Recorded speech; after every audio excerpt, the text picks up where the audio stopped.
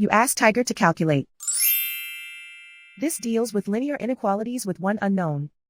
The final result is u smaller than 4. Let's solve it step by step. Group all constants on the right side of the inequality. Add 15 to both sides.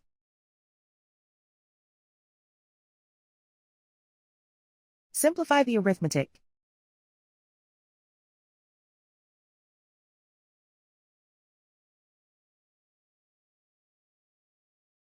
Isolate the u. Divide both sides by 7.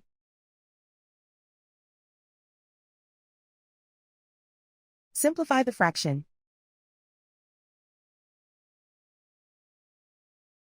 Find the greatest common factor of the numerator and denominator.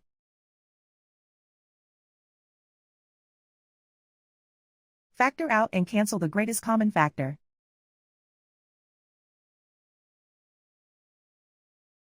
Plot the solution on a coordinate grid.